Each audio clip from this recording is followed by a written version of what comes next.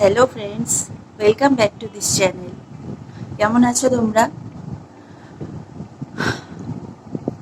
বাইরে কি প্রচণ্ড রোদ, একটু বৃষ্টি নেই। রোদটা দেখে ভালোই লাগছে, কিন্তু গরমটাও সেরকম লাগছে। দেখো ঘেমে পুরো চোখ মুখটা আমার বসা বসা লাগছে না। আমার মনটা খুব একটা ভালো নেই, জানো তো। কালকে থেকেই মনটা ভীষণ খারাপ, কিছু যেন ভালো লাগছে না। যতই মনটা ভালো করার চেষ্টা করছি না কেন, ভালো হচ্ছে না। কালকে ভিডিও করিনি, পরশুদিনও করিনি। আজকে ভাবলাম যে যদি একটু তোমাদের সাথে কথা বললে মনটা ভালো লাগে। তার মধ্যে দুদিন ধরে কাজের মেয়েটা আসছে না, বড্ড কামাই করে। মন ভালো লাগছে না, শরীরটাও ভালো লাগছে না। তখন এইসব সংসারের কাজগুলোই না যেন খুব ভার মনে হয়। আগে আগে কত চটপট করে নিতাম, এখন আর ভালো লাগে না সব দিন। আর ওর তো কামাই লেগেই আছে। যাক, শরীর আর মন খারাপ হলে তো আর দিন চলবে না। দিন শুরু হলো, তাও দুপুর, বা এখন প্রায় দুপুর। কিছু কাজকর্ম হয়েছে, তাও দুপুরবেলা থেকেই ভাবলাম যে তোমাদের কাছে আসি, তোমাদের সাথে যদি একটু কথা বলে মনটা ভালো লাগে। মন খারাপ থাকার একটা জেনুইন কারণ আমার রয়েছে, বলবো তোমাদেরকে সবটাই। সাথে থাকো, একটু কাজকর্ম করে, দুপুরের খাওয়া দাওয়া করে হাত ফাঁকা করি, তারপরে বাকি কথা আবার এসে বলছি।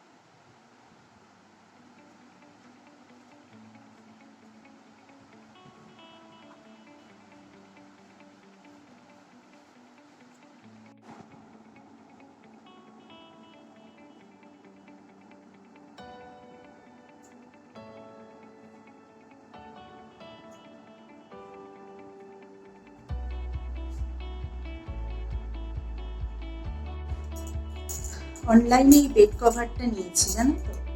বেড কভার, তার সাথে দুটো পিলো কভার। আরো দেখাচ্ছি।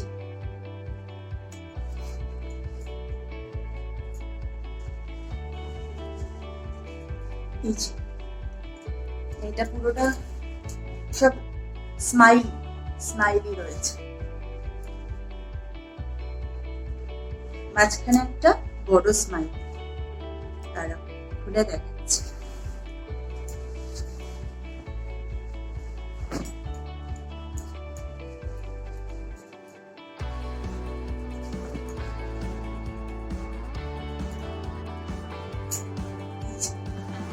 এখন এতটা দেখালাম, বাকিটা পেতে দেয়। আর দুটো পিলো কভার,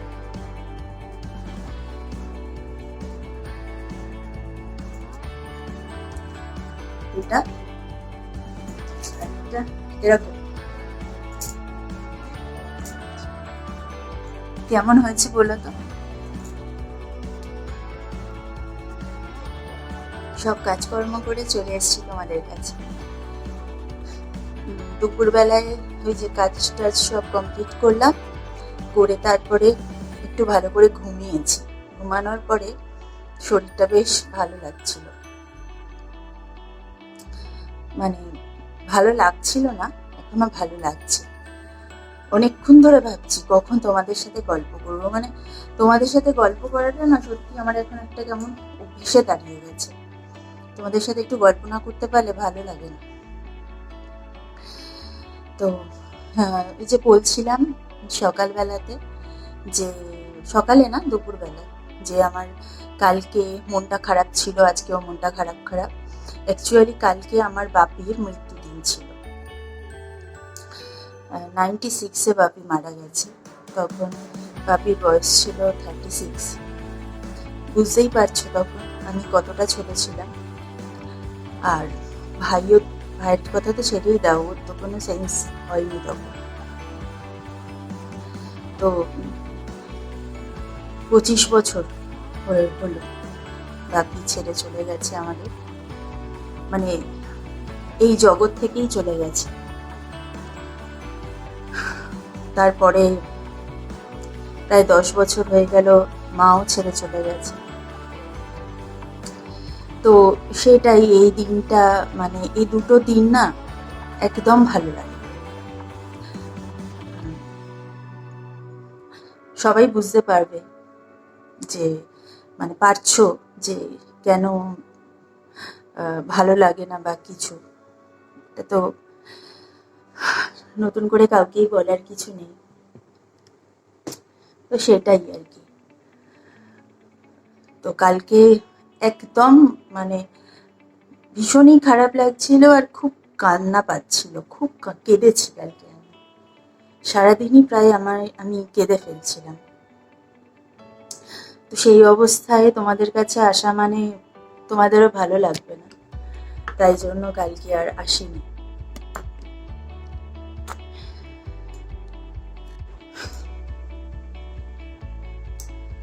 আজকে তোমাদের আমি একটা গল্প বলবো আমার জীবনের, যে আমি কেন ইউটিউবে এলাম। আমি প্রথম দিনই তোমাদের এটা বলেছিলাম যে গল্প করতে এসছি, বন্ধুত্ব করতে এসছি। বিশ্বাস করো কথাটা একেবারে ভুল নয়। মানে আমি কিন্তু কোনো কথা বানিয়ে বলি না, ঠিক যেটা যতটুকু আমার আছে, যতটুকু আমি মুখে বলি, আমি সেটাই করার চেষ্টা করি। আর একদম সত্যি, আমার সেই কারণেই ইউটিউবে আসা। কারণ হচ্ছে আমার কথা বলার লোক নেই। দেখো, আমার বাপি মা তো নেই পৃথিবীতে। আমি যখন এখানে বিয়ে হয়ে আসি তখন আমার শাশুড়ি ছিলেন। শাশুড়ি মা খুব ভালো ছিলেন, আমাকে খুব ভালোবাসতেন,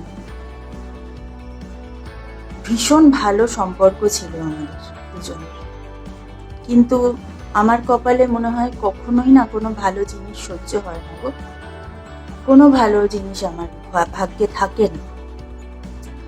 তাই আমি বিয়ে হয়ে আসার 2 বছরের মাথায় উনি মারা গেলেন। উনি অসুস্থ ছিলেন, উনি সিওপিডির পেশেন্ট ছিলেন। তোমরা যারা জানো সিওপিডি, তার তো আর বলার কিছু নেই। আর যারা জানো না তাদেরকে বলি, সিওপিডি হচ্ছে মানে যে আমরা যে বলি শ্বাসকষ্ট, অ্যাস্তমা পেশেন্ট। সিওপিডি হচ্ছে মানে শ্বাসকষ্টেরই মানে অনেকটা কঠিন পর্যায়। মানে ওনারকে অক্সিজেন সাপোর্ট দেওয়ার জন্য বাড়িতে সবসময় অক্সিজেন সিলিন্ডার রাখা হতো, প্লাস একটা অক্সিজেন মেশিনও ওনার জন্য রাখা হতো। মানে 24 আওয়ার্সের মধ্যে মোটামুটি ধরো গিয়ে 22 আওয়ার্স ওনার অক্সিজেন চলত। এছাড়া নেবুলাইজার তো ছিল। এই এই এরকম সাপোর্ট দিয়েই ওনাকে রাখা হতো, বাট তবুও মা ডাকতাম তো, আর মায়ের মতোই উনি কেয়ার করতেন। কোনোদিন আমাদের মধ্যে মানে মনের কোনো মানে ভেদাভেদ হয়নি। হ্যাঁ, মতের ভেদাভেদ হতেই পারে, দুজন মানুষ আলাদা, ব্যক্তি আলাদা হতেই পারে, কিন্তু মনের ভেদাভেদ কোনোদিন আমাদের মধ্যে হয়। খুব সুন্দর আন্ডারস্ট্যান্ডিং ছিল, কিন্তু সেটাও ভগবানের সহ্য হলো না, না কি জানি না কার সহ্য হলো না, কি বলবো বলো, ওনাকেও আমি হারালাম। তারপর থেকে আমি সম্পূর্ণ একা হয়ে গেলাম। আমার বাপির চলে যাওয়াটা পৃথিবী ছেড়ে অ্যাক্সিডেন্ট, জানো তো, ট্রেন অ্যাক্সিডেন্টে আমার বাপি চলে যায়। আমার মায়ের চলে যাওয়াটাও অ্যাক্সিডেন্ট, বাড়ির সামনে থেকেই অ্যাক্সিডেন্ট, মানে একদম বাড়ির দোরগোড়ায়। বৃষ্টি হয়েছিল, প্রচুর জল জমেছিল রাস্তায়, পোস্টের তার ছিঁড়ে, বুঝতেই পারছো, আর কিছু ডিটেলসে বলছি না। মায়ের মৃত্যুটা এভাবে হঠাৎ হঠাৎ দুজনকে হারিয়ে ফেলা, এরপরে সম্পূর্ণ একা হয়ে যাই। হ্যাঁ, ভাই ছিল, মা যখন চলে যায় ভাই তখনও ছোট, পড়াশোনা করছে। আমার সদ্য সদ্য তখন কলেজ কমপ্লিট হয়েছে। তো এই অবস্থায় চলেছি জীবনে, কিন্তু মা চলে যাওয়ার পর থেকে না একটা হতাশা আমাকে গ্রাস করে। মানে মায়ের সাথে আমার রিলেশনটা ভীষণ বন্ধুত্বপূর্ণ ছিল, তো মায়ের চলে যাওয়াটা আমি আর নিতে পারিনি। হতাশাগ্রস্ত হয়ে পড়ি, ফ্রাস্ট্রেটেড হতে হতে হতে একসময় ডিপ্রেশনে চলে যাই। মানে কথা বলতে পারতাম না তো কারুর সাথে। আমাদের বাড়ি যেখানে সেখানে তোমার আশেপাশে সবই আত্মীয়রাই থাকে, মানে সবই আমাদের ফ্যামিলি থাকা, বাড়ি আলাদা বাট একই জায়গার মধ্যে, কিন্তু তবুও যে যে যার যার মতো না, কারি বা কতটা সময় আছে। আর আমারও সময় সেরকম পেতাম না, টিউশন, স্কুল এসব নিয়ে ব্যস্ত থাকতাম। কিন্তু ওই যে বাড়িতে এসে যে একটা মাকে পাওয়া যেটা ছিল, আর সেটা হঠাৎ করে কোনো কারণ ছাড়া, কোনো অসুস্থতা ছাড়া, মাত্র ৪৫ বছর বয়সে মায়ের চলে যাওয়া, নিতে পারিনি। ফলে ধীরে ধীরে ডিপ্রেশনে চলে যাই।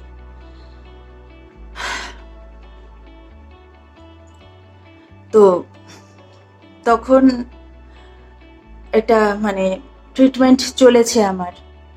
তো তারপরে আস্তে আস্তে সেটা কাটিয়ে উঠে তারপরে ভাই চাকরি পায়, পড়াশোনা কমপ্লিট হয়, ভাই চাকরি পায়, চাকরিতে উন্নতি করে।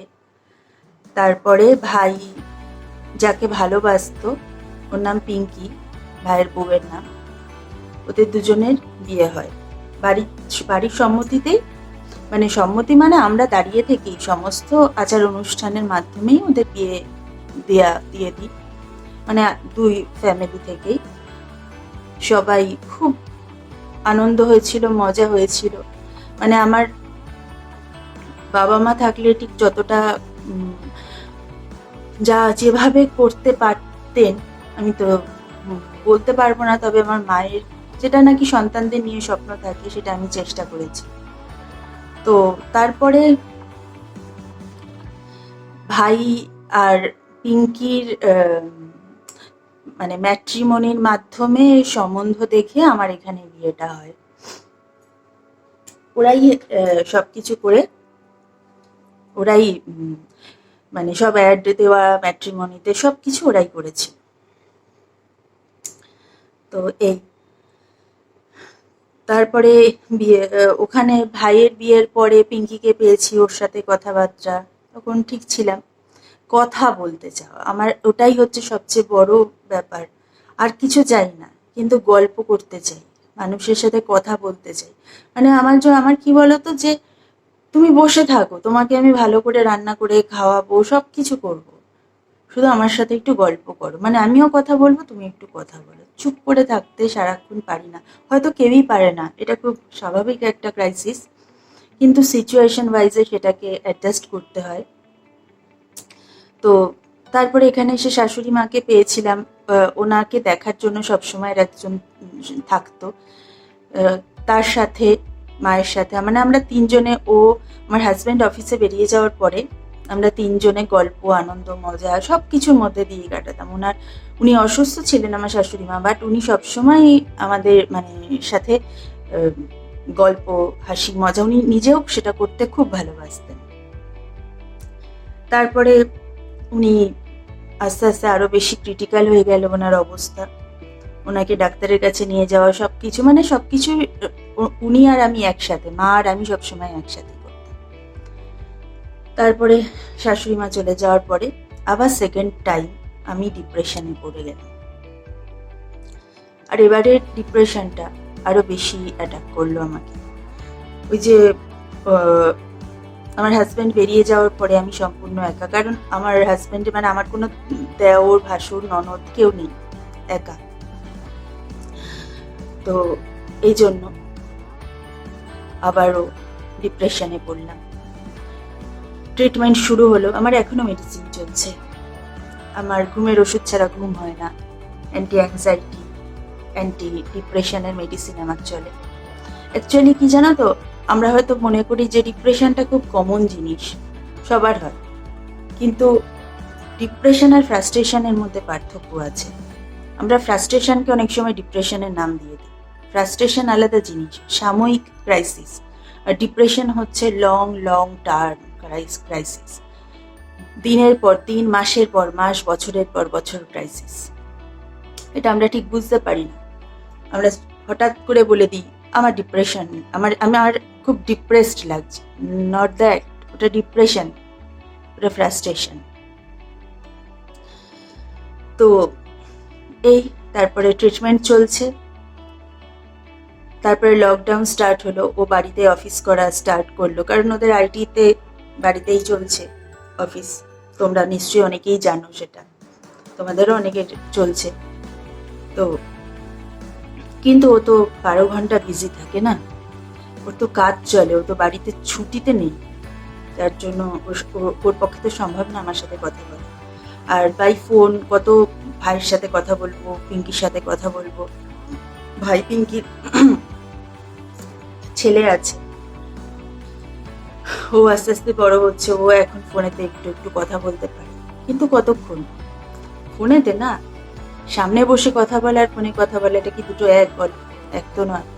আর সত্যি কথা বলতে জানো তো, 365 ডেজের ক্রাইসিস এর সঙ্গী কেউ হয়।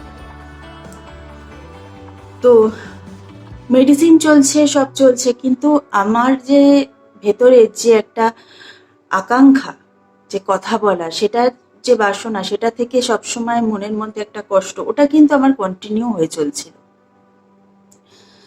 এক এক সময় মনে হতো যে সত্যি আমার জীবনে বেঁচে থেকে লাভটা কি, আমার তো কোনো উদ্দেশ্য নেই জীবনে। তো কি করব, মরে যেতে ইচ্ছা করে, মানে করতো তখন। একদিন না চুপচাপ বসে আছি, এসবই ভাবছি, মরে যাওয়ার কথা ভাবছি। খুব খারাপ জিনিস, কিন্তু চলে এসেছিল মনেতে সেদিন। কিন্তু মনে হলো কি জানো তো, জীবনে মরে যাওয়ার আগে একটা বার ঘুরে দাঁড়াই, একটা বার একটু নিজের জন্য বাঁচি। এই প্রথম জীবনে নিজের জন্য বাঁচার কথা মনে আসলো। আর তখন আমার মনে হলো যে ইউটিউব একটা প্ল্যাটফর্ম, যেখানে নাকি আমি বন্ধু পাবো, কথা বলতে পারবো মানুষের সাথে। এই যে আমার মনের যে কষ্ট, দুঃখ, মানে এখন এমন হয়ে গেছে, বিশ্বাস করো, অনেস্টলি বলছি, এক বিন্দু এখানে বানানো কথা নয়, যে আমি কালকে থেকে অনেকবার ট্রাই করেছি যে আমি ভিডিও করব, তোমাদেরকে বলবো আমার ভেতরের কষ্টগুলো, কিন্তু কালকে এত কেঁদেছি যে আমি সেই উঠে দাঁড়িয়ে যে তোমাদেরকে যে আমি বলবো, আমি সেটা পারিনি। কিন্তু সবার আগে আমার তোমাদের কথাই মনে পড়েছে, তোমাদের কথাই মনে পড়েছে। আমার এমন কিছু সাবস্ক্রাইবারও এখনো হয়নি, কিন্তু তাও যতটুকু আছে ততটুকুতেই। যদি তোমাদের মনে আমি জায়গা করতে পারি তাহলে নিশ্চয়ই আমার বন্ধুর সংখ্যা দিনে দিনে বাড়বে, বই কি কমবে না। তো এটাই আমার ইউটিউবে আসার কারণ, বন্ধুত্ব করা, মানে ফার্স্ট অ্যান্ড ফরমোস্ট কারণ। সত্যি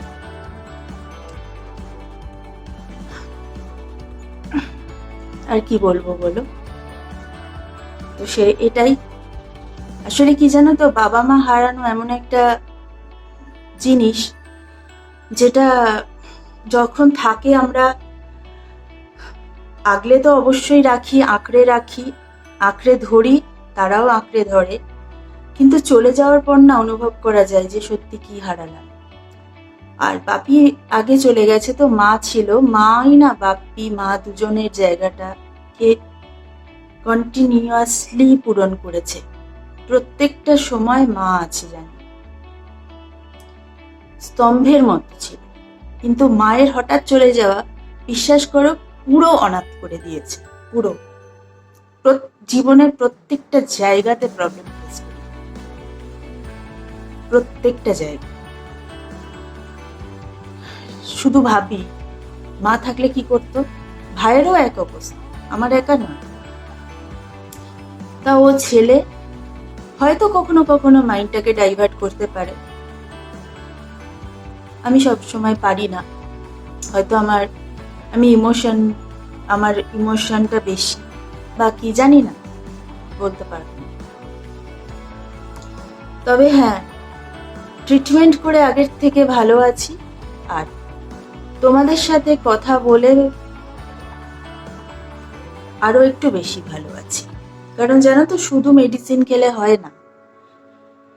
শরীর খারাপ বা মন খারাপ, যে কোনো খারাপ হলেই না ওষুধে সবটা চলে না গো।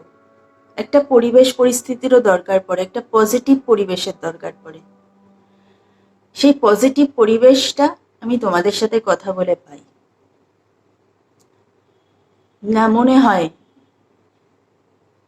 কয়েকটা বন্ধু আমার আছে যাদেরকে আমি মনের কথাগুলো খুলে বলতে পারবো, যারা আমার কথা শুনবে। এই গম্ভীর হয়ে কথা বললে দু একজন এমন বন্ধু আছে যারা জিজ্ঞেস করে কি হয়েছে, গম্ভীর কেন, সেটাও ভালো লাগে না। কেউ তো ভাবে। এই তো এটাই বলার ছিল। আরো আরো অনেক মনের কথা বলা বাকি, অনেক গল্প বাকি, অনেক কাজ বাকি, অনেক অনেক বন্ধুত্ব করা বাকি আছে। আশা করি তোমরা অন্তত আমার সঙ্গটা ছাড়বে না। ওই যে বললাম, ভালো জিনিস আমার ভাগ্যে থাকে না, তোমরা ছেড়ো না আমার সঙ্গটা। কারণ হারাতে হারাতে না আর হারানোর মতো শক্তিও নেই আমার। আজকে যে কথাগুলো বললাম, কোনোটা ভেবো না যে এপারের এই বন্ধুটা বানিয়ে বললো বা তোমাদের, মানে কোনো কিছু না, পুরোটাই মনের থেকেই কথাগুলো এই বলার ছিল। ভালো থেকো তোমরা, সুস্থ থেকো, আমিও ভালো থাকবো, তোমাদের জন্য ভালো থাকবো, তোমাদের সাথে মিশে আরো বেশি ভালো থাকবো। তাহলে আজকের মতো টাটা, সবাই ভালো থেকো, নিজেদের যত্ন নিও, গুড নাইট।